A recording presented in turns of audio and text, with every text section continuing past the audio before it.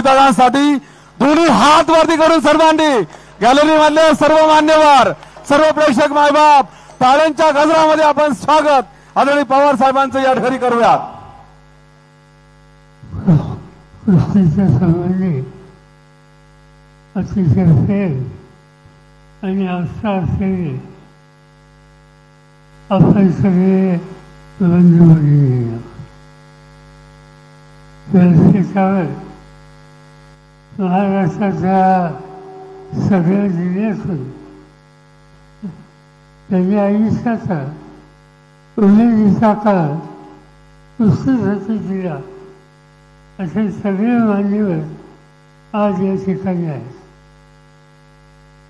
अशा कुस्त्या देशात होतात, पण महाराष्ट्राचा विचार केला की गेले अनेक वर्ष रोहित पवारांनी या ठिकाणी ज्या दर्जाची स्पर्धा आयोजित केली अशी स्पर्धा कधी मुंबईला, कधी पुण्याला, कधी कोल्हापूरला या ठराविक गावामध्ये लोकांना बघायला मिळते।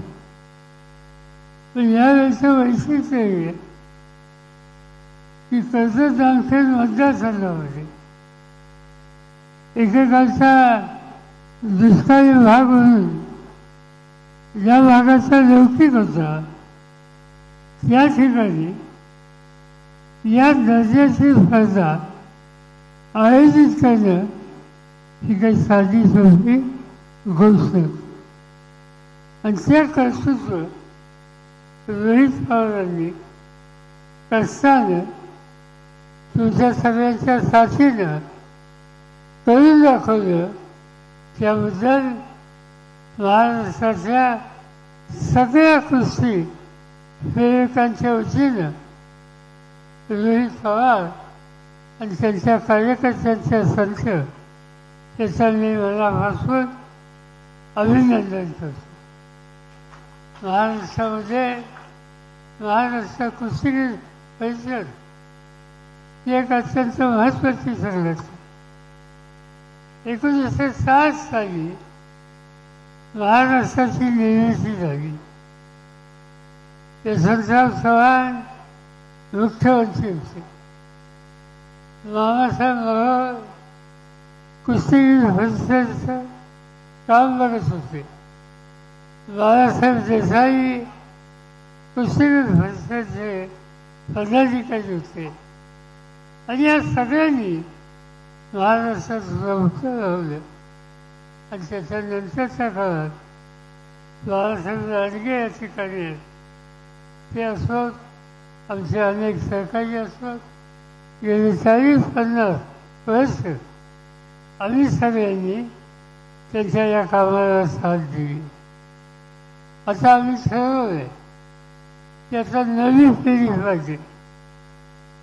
आम्ही लोकांनी बघितलं तर आता बघणारे परिवार तयार करण्याची दृष्टी असणारे नवीन नेतृत्व ठिकठिकाणी तयार झालं पाहिजे। माझी खात्री आहे की त्यांच्या कष्टानं उत्तम कुस्तीगीर हे महाराष्ट्रात तयार होतील आणि देशाचा अवकाश येईल, देशाच्या बाहेरसुद्धा महाराष्ट्राचा नावलौकिक वाढवतील। आणि ते जर करायचं असेल तर आज या ठिकाणी जे आयोजन केलं असं आयोजन हे ठिकठिकाणी केलं पाहिजे आणि त्यासाठीच रोहित पवारांनी पुढाकार घेतला। ही अतिशय आनंदाची आणि समाधानाची बात।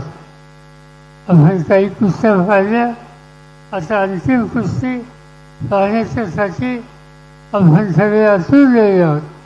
त्यामुळे अधिक वेळ न घेता तुम्हा सगळ्यांचं अभिनंदन करतो, कारण कुस्ती चांगली झाली। त्या फायद्यानंतर कुस्तीचं कसं याचं कौतुक तुम्ही लोकांनी या ठिकाणी केलं।